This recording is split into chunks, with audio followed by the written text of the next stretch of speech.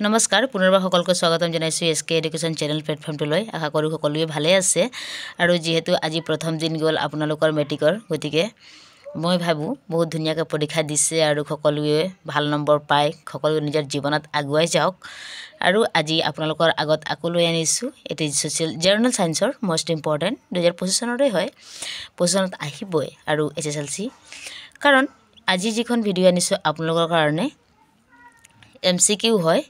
আৰু যেহেতু তৃতীয় পৰীক্ষা আপোনালোকৰ আকৌ আহিব হে আপোনালোকৰ কাৰণে বহুত বেছি ইম্পৰ্টেন্ট কেইটামান মই কিতাপখিনি অধ্যয়ন কৰি এমসিকিউ লৈ আনিছো আৰু মই ভাবো আপোনালোকে যদি এই ভিডিওটো চাই যায় নিশ্চয় আপোনালোকে নম্বৰ লাভ পাবলৈ সক্ষম হ'ব গতিকে আপোনালোকে ভিডিওটো স্কিপ নকৰি শেষলৈকে চাব সম্পূৰ্ণ 25টা আছে এমসিকিউ গতিকে বহুত বেছি ইম্পৰ্টেন্ট হ'বলগীয়া হয় আৰু সেকেন্ড পৰীক্ষাৰ কাৰণে আপোনালোকক পুনৰবাৰ শুভেচ্ছা জনাই থলো সকলোৱে ধুনীয়াকৈ পৰীক্ষা দিয়ক আৰু নিজৰ জীৱনত আগুৱাই যাওক সেই আখৰে আজি আকৌ এই ভিডিওটো আলোচনা কৰিম আপোনালোকৰ আগত আৰম্ভ কৰিছো আহক দেখিছে most important journal science 2025 SSLC exam সম্পূৰ্ণ পদাৰ্থৰ সূক্ষ্মতম কণাটোৰ নাম কি এতিয়া আপোনালোকে ইয়াত দেখিব পাব এতিয়া মই এনেকৈ লিখিছো গতিকে লিখাত অকণ অসুবিধা হোৱাৰ বাবে মই আপোনালোকৰ কাৰণে গুটেখিনি অপচনখিনি দিয়া নাই কিন্তু আপোনালোকৰ এটাই লক্ষ্য হ'ব লাগে যে আনসাৰ যেটো সেই এনসাৰটো আপোনালোকে ধুনীয়াকৈ আপোনালোকে মনত ৰাখি যাব অপচন এ আছে অণু অপচন বি আছে নিউটন অপচন বি আছে নিউটন সি আছে পৰমাণু ফটন তাৰ পিছত যদি ইয়াৰ আনসাৰটো যদি হৈ যায় তেনেহলে ইয়াৰ আনসাৰটো হ'ব এ এতে অণু গম পাইছে নহয় গতিকে এই অণু যেটো আছে সেই কেইটা হৈছে আপোনালোকৰ বাবে অণু আনসাৰটো হৈছে কিন্তু এটাই কাৰণ আছে ইয়াত চাৰিটা ইয়াত যেনেকৈ অপচন দিয়া আছে ধুনীয়াকৈ সেই চাৰিটা অপচনটোৰ ভিতৰত ইয়াতে এতিয়া মই তেন ধৰণে বাকিবিলাকত অপচন দিয়া নাই আপোনালোকে বুজিব পাৰিব এ হৈছে অণু গতিকে ইয়াত আপোনালোকে অকল আনসাৰখিনি চাই যাব বাকি অপচনখিনি আপোনালোকে বাদ দি আনসাৰটো আপোনালোকে ডাইৰেক্টলি ধুনীয়াকৈ ওএমআৰচিটো ফিল আপ কৰি আহিব সাধাৰণ নিমখৰ ৰাসায়নিক নাম কি সোডিয়াম ক্লোৰাইড আটাইতকৈ পাতল গেছ কোনটো হাইড্ৰোজেন বৈদ্যুতিক বাল্বৰ ফিলামেন্ট কি ধাতুৰ টাংস্টেন ফেনাইল প্ৰকৃততে এবিধ এসিড ই কি এসিড বাৰু ই কাৰ্বলিক এসিড গতিকে আটাইতকৈ কোমল পদাৰ্থবিধৰ নাম কি টেল্ক আটাইতকৈ গধুৰ পদাৰ্থবিধ কি এটো হৈছে ইউৰেনিয়াম তাৰ পিছত আটাইতকৈ পাতল পদাৰ্থবিধ কি এটো হৈছে লিথিয়াম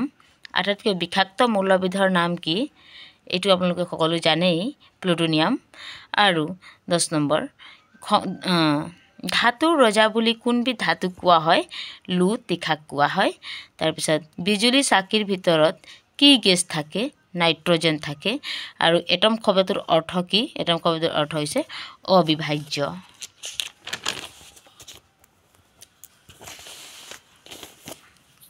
13 নম্বৰ ৰন্ধন গেছ কি গেছৰ সংমিশ্ৰণ বিউটেন আৰু প্ৰপেন লাফিং গেছৰ ৰাসায়নিক নাম কি নাইট্ৰাছ এসিড গাখীৰত পোৱা এক শৰ্কৰা বিধৰ নাম কি গেলেক্টজ মিথেনৰ আণবিক ভৰ কিমান 16 গ্ৰাম বহুত বেছি ইম্পৰ্টেন্ট আপোনালোকৰ তাত যদি প্ৰিভিয়াস ইয়াৰৰ কোৱেশ্চন আছে আপোনালোকে মিলাই চাব পাৰিব তলত দিয়া কোনটো আইৰণৰ প্ৰধান আকৰিক হেমেটাইট পোৰ্টলেণ্ড সিমেন্টৰ কেঁচামাল কি বুকা আৰু ফেৰিক অক্সাইড 19 নম্বৰ কি ধাতুৰ অধিক ঘাত খহনীয় হৈছে খুন কাৰ্বনৰ আটাইতকৈ বিশুদ্ধ অৱস্থাটোৰ নাম কি এয়া হৈছে হীৰা 21 নম্বৰ কংক্ৰিটত কি থাকে সিমেন্ট শিল বালি আৰু পানী থাকে 22 নম্বৰ তেজস্ক্ৰিয়তাৰ একক কি কিউৰি আৰু সোডাৰ ৰাসায়নিক নাম কি ভেৰি ইম্পৰ্টেন্ট সোডিয়াম কাৰ্বনেট হাড়ৰ পৰা কি মৌল পোৱা যায় ফসফৰাছ আৰু লাষ্ট ওয়ান এটো হৈছে কোনবিধ ধাতু চন্দ্ৰ পৃষ্ঠত পোৱা গৈছে টাইটানিয়াম গতিকে এয়া আছিল 25টা এমসিকিউ আপোনালোকৰ আগত আগবঢ়ালো আৰু আপোনালোকৰ যদি ভিডিওটো ভাল লাগিছে লাইক শেয়াৰ কৰিব নিজৰ বন্ধু বান্ধৱীৰ সৈতে তেওঁলোকক যাতে হেল্প হয়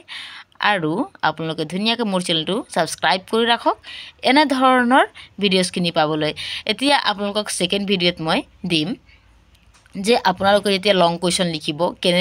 কেনে ধৰণৰ লিখিব আৰু তাৰ নিয়ম প্ৰণালী সহ আপোনালোকৰ আগত মই আলোচনা কৰিম। সেয়ে আশা কৰোঁ আপোনালোকৰ ভিডিঅ'টো ভাল লাগিছে আৰু আপোনালোকে মোৰ ছেকেণ্ড ভিডিঅ'টো চালে ধুনীয়াকৈ গম পাই যাব। তাত আমি ধুনীয়াকৈ প্ৰকাশ কৰিম যে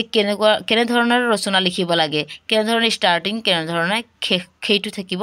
আৰু আপোনালোকৰ আগত মই কৈ দিওঁ যে 5 নম্বৰৰ যিহেতু আপোনালোকৰ দীঘল কুৱেশ্যন যিহেতু আনচাৰ দিবলগীয়া হয়, সেই পেৰেগ্ৰাফ খোলাই আপোনালোকে কেনেধৰণে লিখিলে সম্পূৰ্ণ নম্বৰ লাভ কৰিব পাৰিব আমি অন্য এটি ভিডিঅ'ত পাম। গতিকে আশা কৰোঁ এই ভিডিঅ'টো আপোনালোকৰ ভাল লাগিছে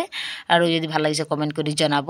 অন্য আৰু আপোনালোকৰ কাৰণে এনেধৰণৰ হেল্পফুল ভিডিঅ' আনিম, কাৰণ আপোনালোকৰ কাৰণে জীৱনৰ এটি বহুত ডাঙৰ এইটো পৰীক্ষা আৰু বহুত কষ্টৰ ফল ইয়াতে প্ৰকাশ পোৱা যায়। গতিকে মই ভাবোঁ আপোনালোকে ভাল নম্বৰ লৈ ভালকৈ ধুনীয়াকৈ পৰা উত্তীৰ্ণ হৈ নিজৰ জীৱনত সদায় আগুৱাই যাওক। সকলোৱে নিজৰ জীৱনত ভাল মানুহ এজন হওক। গতিকে সেই আশাৰে আজি এই ভিডিঅ'টো আপোনালোকৰ কাৰণে আছিলে 25টি MCQ আৰু মই ভাবিছোঁ সকলোৱে যদি চাইছে ধুনীয়াকৈ আপোনালোকে নিশ্চয় ভাল নম্বৰ পাবলৈ সক্ষম হ'ব।